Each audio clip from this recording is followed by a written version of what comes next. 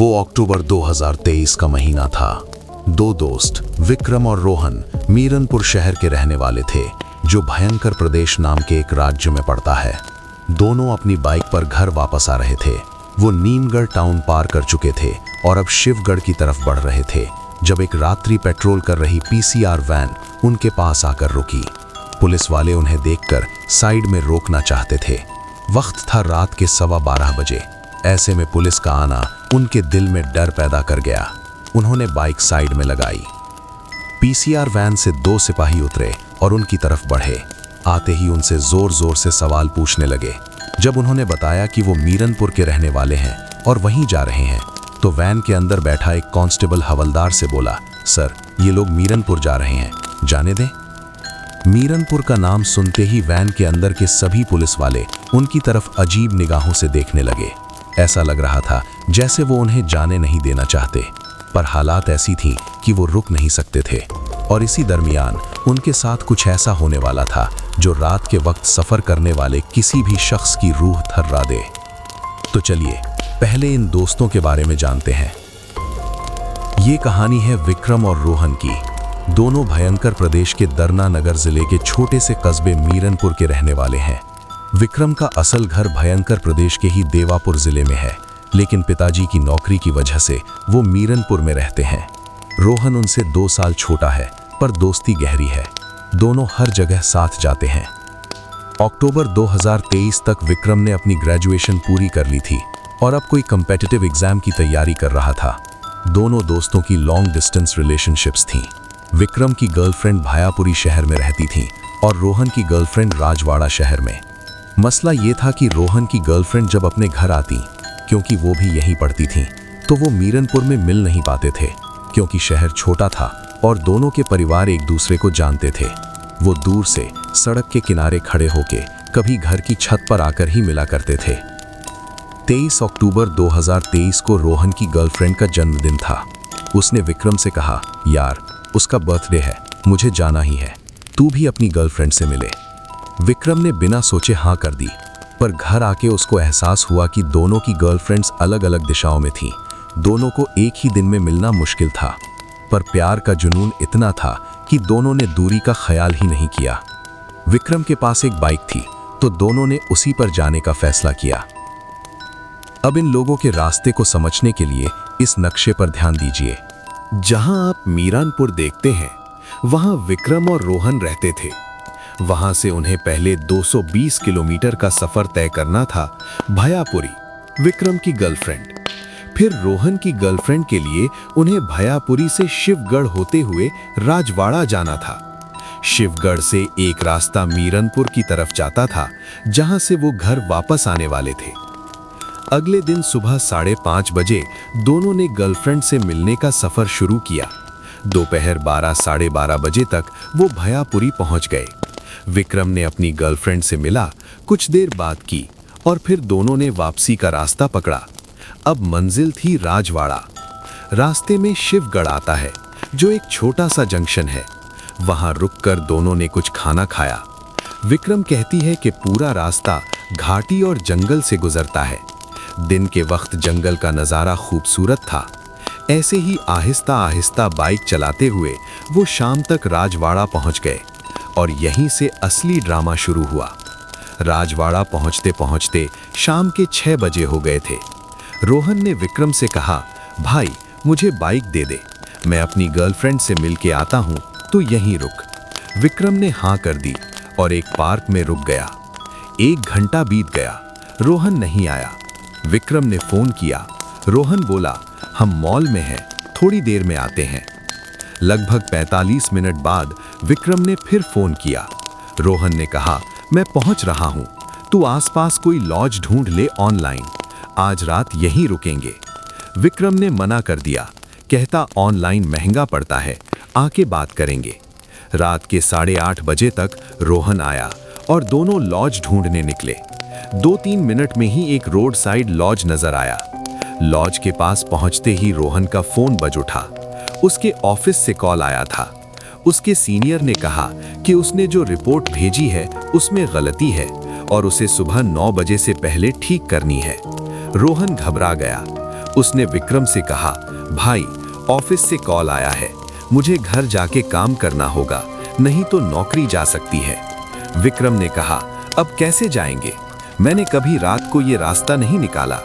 पर रोहन के लिए कोई चारा नहीं था। मन मारे विक्रम ने हाँ कर दी, पर यह फैसला उनके लिए बहुत महंगा पड़ने वाला था। भूख भी बहुत लग रही थी। रोहन बोला, चलो रास्ते में कहीं खा लेंगे। रात के 9 बजे दोनों ने अपने घर मीरनपुर के लिए राजवाड़ा से वापसी सफर शुरू कर दिया।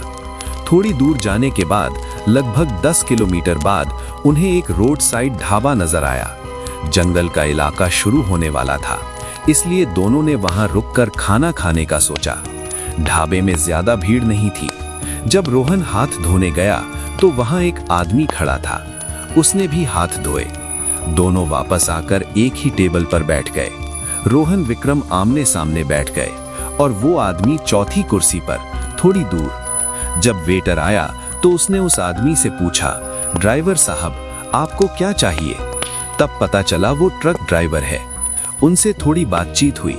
ड्राइवर ने पूछा, अब कहाँ जा रहे हो? क्या भयापुरी? विक्रम ने कहा, नहीं, हम मीरनपुर जा रहे हैं। मीरनपुर का नाम सुनते ही ड्राइवर का चेहरा बदल गया। उसने बाहर पार्किंग की तरफ देखा और बोला, बेटा एक काम करो, आज रात इसी ढाबे में गुजार लो, सुबह 6 बजे निकलना। विक्रम ने पूछा, क्यों, ऐसा क्या है? हमको जाना ही है। ड्राइवर ने कुछ साफ साफ नहीं बताया, बस इतना कहा, हम भी उस रास्ते से बचते हैं, तुम दोनों हो, छोड़ो, हमारी सुन लो। रोहन ने कहा, नहीं, ऑफिस का काम है बहुत जरूरी, हम दोनों हैं, कोई दिक्कत नहीं होगी। ड्राइवर ने कुछ नहीं बोला, चुपचाप खाना खाकर अपने ट्रक में चला गया। दोनों ने भी खाना खाकर आगे का सफर शुरू कर दिया। अब उनके वापसी रास्ते पर नजर डालते हैं। पहले राजवाड़ा से नीमगढ़, फिर नीमगढ़ से शिवगढ़, शिवगढ़ से नरकटिया होते हुए मीरनपुर पहुंचना था। शिवगढ़ के पास पहुंचते ही उन्हें वहीं रात्रि पेट्रोल कर रही पीसीआर वैन नजर आई। एक सिपाही ने उन्हें साइड लगाने का इशारा किया। जैसे पहले बताया, पुलिस वाले उनसे जोर से पूछने लगे। जब उन्होंने मीरनपुर जाने की बात कही तो एक कांस्टेबल ने हवलदार से कहा, सर ये लोग मीरनपुर जा रहे हैं। हवलदार ने घबराते हुए उनकी तरफ देखा। उसने पूछा, इतनी रात को, वो भी बाइक पर? आगे तो वो जंगल का रास्ता है। दोनों ने ऑफिस के काम की मजबूरी बताई। हवलदार ने कांस्टेबल से कहा, इनकी फोटो खींच लो, आधार कार्ड, बाइक, नंबर प्लेट, सब कुछ, फिर जाने दो। कांस्टेबल ने ऐसा ही किया। सब कुछ रिकॉर्ड करने के बाद उसने कहा, देखो हम मना कर रहे हैं, तुम नहीं मान रहे, बहुत आहिस्ते और सावधानी से जाना, कुछ हो गया तो हमसे मत कहना। दोनों ने हाँ कही और शिवगढ़ पार कर लिया। लगभग 1.5 घंटे बाद रात के 2 बजे वो नरकटिया पहुंच गए। वहां आगे 20-25 पुलिस वाले रास्ता रोक कर खड़े थे। उन्होंने बाइक रोकी। पुलिस वाले बोले, आगे मत जाना, आगे भयंकर जंगल है, वहां रात को चोर लुटेरे घूमते हैं, आसपास के गांव वाले भी रात को पेट्रोल करते हैं, अगर तुम जाओगे तो वो तुम्हें चोर समझकर मार सकते हैं, अभी मत जाओ। विक्रम ने कहा, सर हम 2 लोग हैं, बाइक पर हैं, क्यों मारेंगे, हमको जाना ही है। एक पुलिसमैन ने इशारा किया, बेटा उस रास्ते पर जानवर ही नहीं, अजीब चीजें भी होती हैं, अभी मत जाओ। रोहन ने अपना पॉइंट रखा, भाई 60% रास्ता तो आया ही है, बस 40% बाकी है। आखिर में पुलिस ने हाँ कर दी, ठीक है जाओ, लेकिन गांव वाले रोक लें तो बिल्कुल रुक जाना, समझाना कि तुम बस मीरनपुर जा रहे हो, भागना मत। पुलिस चेकपोस्ट पार करते ही जोरों की बारिश शुरू हो गई। इतनी ठंडी थी कि विक्रम को चलाने में दिक्कत हो रही थी। रोहन पीछे से उसको पकड़े हुए था। 6 किलोमीटर ऐसे ही चलने के बाद रोहन ने कहा, रुक भाई, मैं वॉशरूम जाना चाहता हूँ। विक्रम ने साइड में बाइक लगाई। रोहन चला गया। थोड़ी देर बाद वापस आकर बाइक पर बैठ गया। विक्रम ने पूछा, हो गया? रोहन ने हाँ कही। विक्रम ने बाइक आगे बढ़ाई। बारिश कम होने का इंतजार कर रहा था। थोड़ी दूर जाकर उसने लेफ्ट साइड में एक छप्पर, जहां जानवर बंधे जाते हैं, देखा। उसने वहां बाइक रोकी और दोनों उसके नीचे खड़े हो गए। अंधेरा ज्यादा था, इसलिए विक्रम ने बाइक के हैजार्ड लाइट्स ऑन कर दिए ताकि कोई उन्हें गलत न समझे। कुछ देर बाद जब बारिश कम हुई तो विक्रम ने रोहन से कहा, चल बैठ, निकलते हैं। और भाई, जब विक्रम ने रोहन की तरफ देखा तो उसको एहसास हुआ कि रोहन बिल्कुल गीला नहीं था। विक्रम का पूरा शर्ट जैकेट गीला हो गया था, लेकिन रोहन बिल्कुल सूखा था। उसके कपड़ों पर पानी का एक भी चिन्ह नहीं था। विक्रम ने कहा, अरे तू तो बिल्कुल भीगा ही नहीं, मैं तो गीला हो गया, तुझे कैसे नहीं लगा? रोहन ने जल्दी से कहा, चलना भाई, बारिश रुकी है, अब इसमें क्या बहस कर रहा है। रोहन छप्पर से निकलकर बाइक की तरफ बढ़ा। विक्रम ने ज्यादा सवाल नहीं किए, दोनों आगे चले। 3 किलोमीटर आगे जाकर बाइक की हेडलाइट्स ने सामने की सड़क रोशन की। वहां 10-15 आदमी लट्ठियां लिए खड़े थे, वही गांव वाले जिनका जिक्र पुलिस ने किया था। विक्रम ने बाइक रोकी। एक आदमी आया और पूछा, डर नहीं लगता, कहां जा रहे हो? विक्रम ने कहा, मीरनपुर। उस आदमी ने अजीब से भाव से कहा, अकेले जा रहे हो? बहुत हिम्मत है। विक्रम ने कहा, अकेले कहां, मेरा दोस्त पीछे बैठा है ना। उस आदमी ने कहा, भाई कोई पीछे है क्या? इस बाइक पर तो सिर्फ तुम हो। यह सुनते ही विक्रम की सांसें थम गईं। उसने पीछे देखा, रोहन नहीं था। बाइक के पिछले हिस्से में कोई नहीं था। वो घबरा गया, लेकिन अपना आपा संभाला। उस आदमी ने पूछा, तेरा दोस्त है कहां? विक्रम ने हालत बताई, वो मेरे साथ ही था, हम बारिश से बचने के लिए वहीं छप्पर के नीचे खड़े थे। इसी दरमियान दूर से एक टाटा सूमो आता नजर आया। वो उनके पास आकर रुका और उसमें से रोहन उतरा। वो विक्रम की तरफ आया। विक्रम ने हैरानी से पूछा, तू यहां सूमो में कैसे आ रहा है? मैं तो बाइक पर ही था। रोहन ने कहा, भाई तुम मुझे वहीं पुलिस चेक पोस्ट पर छोड़कर आ गए। मैं तुम्हें रोकने के लिए बोला, तुम पुलिस से बात करने के लिए रुका, लेकिन तुम तो तुरंत ही भाग गए। मैंने कितनी बार फोन किया, तुम्हारा फोन भी अनअवेलेबल आ रहा था। बाद में उन्होंने यानी पुलिस ने मुझे इस जाने वाले सूमो में बिठा दिया। मैं तुम्हारे पीछे ही आ रहा था। विक्रम समझ नहीं पाया। उसने कुछ नहीं कहा, बस रोहन से बाइक पर बैठने को कहा और आगे बढ़ गए। गांव वालों से थोड़ी दूर निकलते ही विक्रम ने रोहन से पूछा, तूने ही तो कहा था वॉशरूम जाना है। रोहन ने हैरत से कहा, भाई मैंने कब कहा, मैं तो तब से पुलिस के साथ ही था। यह सुनकर विक्रम की हालत और खराब हो गई। उसने सोचा अगर उसे सच बताएगा तो वो डर जाएगा, इसलिए उसने चुप रहना ही बेहतर समझा और बाइक की स्पीड बढ़ा दी। कुछ देर बाद वो भूत नदी पुल पहुंच गए। यहां से उनके इलाके की दूरी 38 किलोमीटर रह गई थी। विक्रम कहती है कि उस पुल से 12 किलोमीटर आगे जाते ही घना जंगल शुरू हो गया। इतना घना कि बाइक की हेडलाइट के अलावा कोई रोशनी नजर नहीं आ रही थी। जंगल का इलाका था, इसलिए उन्होंने स्पीड कम कर दी। हर कुछ देर बाद कोई गाड़ी उन्हें क्रॉस कर जाती थी। थोड़ी दूर जाकर एक तीर आया। उस तीर से कुछ 100 मीटर आगे विक्रम की बाइक ने काम करना बंद कर दिया। उसने रोहन से कहा, लगता है बैटरी वीक है, थोड़ा धक्का दे, मैं स्टार्ट करने की कोशिश करता हूं। उन्होंने बहुत कोशिश की पर बाइक स्टार्ट नहीं हुई। आगे की सड़क अपहिल थी। विक्रम ने कहा, चल इस चढ़ाई को पार कर लेते हैं। ऊपर जाकर नीचे उतरने का रास्ता है तो वहां से आसानी से चल जाएगी। तुम पीछे से धक्का देना, मैं हैंडल पकड़ के खींचता हूं। विक्रम ने हैंडल पकड़ा और रोहन पीछे से धक्का देने लगा। कुछ देर बाद विक्रम को महसूस हुआ कि धक्का बहुत जोर का आ रहा है। उसने पूछा, क्या हुआ, इतना जोर क्यों लगा रहा है? रोहन ने पीछे से जवाब दिया, मैं तो नॉर्मल ही धक्का दे रहा हूं। विक्रम ने सोचा शायद रोहन डर गया है। वो चढ़ाई पार कर गए। अब नीचे उतरने का रास्ता था। विक्रम ने कहा, मैं बाइक पर बैठता हूं, तू धक्का देते हुए ऊपर चढ़ जा। रोहन ने हाँ कही। जब वो नीचे की तरफ तेजी से जाने लगे तो उनकी स्पीड अचानक कम होने लगी। ऐसा महसूस हुआ जैसे कोई आगे से बाइक को रोक रहा हो, उसे आगे बढ़ने नहीं दे रहा। विक्रम समझ नहीं पाया कि हो क्या रहा है। तभी रोहन ने उसके कान के पास आकर कहा, भाई मुझे लग रहा है कोई पीछे से आ रहा है। विक्रम ने साइड मिरर में देखा। एक सफेद कपड़े वाला आदमी जिसके साथ कुछ घसीटता हुआ था सड़क पर उनकी तरफ आ रहा था। धुंध के कारण चेहरा साफ नजर नहीं आ रहा था। इसी बीच बाइक बिल्कुल रुक सी गई, जैसे कोई रोक रहा हो। दोनों डर के मारे बाइक पर ही बैठे रहे। और भाई, उन्होंने देखा कि वो सफेद कपड़े वाला आदमी सड़क के बीचों बीच जंगल की तरफ मुड़ गया। उसने एक बार उनकी तरफ देखा, लेकिन दोनों ने सीधे आगे देखा।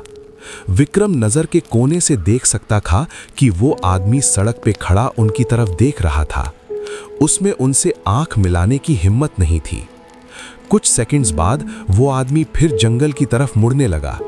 तभी रोहन ने कांपते हुए आवाज में कहा, भाई मुझे बहुत डर लग रहा है। ये कौन है भाई? यहाँ आसपास कोई घर ही नहीं। ये कहते हुए उसने विक्रम को और जोर से पकड़ लिया। विक्रम ने कहा, जो भी हो बाइक से उतरना नहीं है। दोनों चुपचाप बाइक पर बैठे उस आदमी को देखने लगे।